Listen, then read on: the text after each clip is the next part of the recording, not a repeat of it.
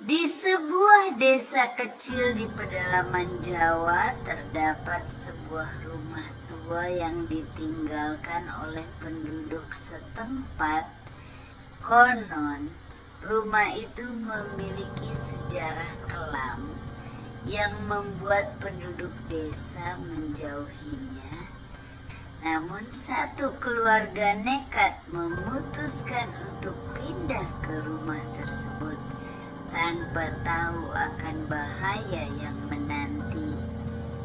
Keluarga tersebut terdiri dari ayah, ibu, dan dua anak mereka, Dina dan Rizky. Mereka mencari tempat untuk tinggal yang lebih terjangkau dan rumah tua itu menjadi pilihan terakhir mereka. Awalnya mereka tidak memperdulikan cerita-cerita mengerikan yang beredar di desa tersebut. Pada malam pertama mereka tinggal di sana, suasana terasa aneh. Angin malam berbisik seperti suara desiran kain putih yang mengalir di udara, dan bayangan-bayangan kelam berdansa di dinding. Dina, anak perempuan mereka yang berusia 10 tahun, sering merasa ada yang memperhatikannya dari sudut-sudut ruangan yang gelap. Rizky, si anak laki-laki yang berusia 13 tahun, tertarik untuk menjelajahi rumah. Dia menemukan sebuah ruang bawah tanah yang selama ini tersembunyi. Ruangan itu dipenuhi oleh bau anjir dan suasana yang gelap gulita. Saat dia melangkah lebih jauh, melihat bayangan-bayangan aneh bergerak di sekelilingnya. Dia mendengar suara-suara bisikan yang tidak bisa diartikulasikan dengan jelas. Pada malam kedua, ketegangan semakin terasa. Suara langkah kaki tanpa kepala terdengar di koridor, membuat keluarga itu kesulitan tidur. Mereka mencoba untuk mengabaikan semua itu, berusaha meyakinkan diri bahwa itu hanya imajinasi mereka yang berlebihan. Namun kejadian-kejadian mengerikan semakin nyata. Suara tangisan bayi terdengar dari dalam tembok, padahal tidak ada bayi di sana. Ibu yang mencoba memasak di dapur melihat bayangan tubuh manusia di belakangnya melalui cermin.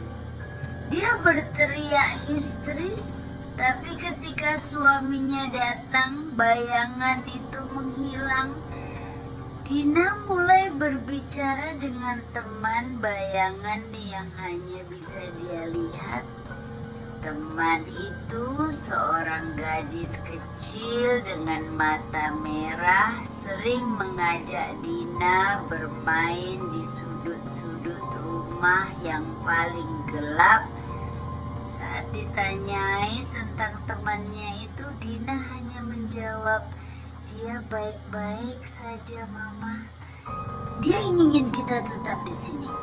Pada malam ketiga terjadi sesuatu yang mengerikan. Suara tawa jahat menggema di seluruh rumah dan dinding-dinding terasa bergetar. Keluarga itu berkumpul di ruang tengah dengan ketakutan yang mendalam. Mereka merasa seperti rumah itu sendiri hidup dan bernyawa. Tiba-tiba pintu ruang bawah tanah terbuka dengan sendirinya.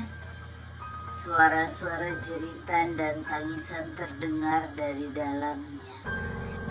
Rizky tanpa pikir panjang memutuskan untuk menyelidiki. Saat dia turun ke ruang bawah tanah, pintu itu tertutup dengan keras dan terkunci dari dalam. Suara jeritan dan tangisan semakin keras. Ayah dan ibu berusaha keras membuka pintu, tetapi sia-sia. Mereka merasakan adanya kehadiran yang jahat di sekitar mereka. Saat mereka berdua melihat ke arah tangga, mereka melihat bayangan-bayangan hitam melingkari Rizky yang terperangkap di dalam ruang bawah tanah.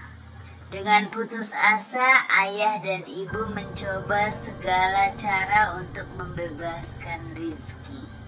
Mereka memanggil dukun dari desa tetangga yang datang dengan membawa barang-barang ritual. Namun semakin malam semakin kuat kehadiran jahat itu terasa. Mereka menyadari bahwa rumah itu adalah tempat tinggal roh-roh yang tidak tenang dan haus akan kehidupan manusia. Ketika matahari mulai terbit, pintu ruang bawah tanah tiba-tiba terbuka. Namun yang muncul bukanlah Rizky yang mereka kenal. Tubuhnya terlihat pucat dan matanya telah berubah menjadi merah menyala. Rizky menatap keluarganya tanpa ekspresi, lalu melangkah keluar dari rumah itu dengan langkah yang tidak manusiawi. Keluarga itu meninggalkan rumah tua itu tanpa melihat ke belakang. Mereka tahu bahwa rumah itu telah menyimpan kegelapan yang tak terbayangkan. Cerita mengerikan mereka menjadi peringatan bagi penduduk desa setempat, yang kemudian memutuskan untuk menjauhi rumah tersebut untuk selamanya.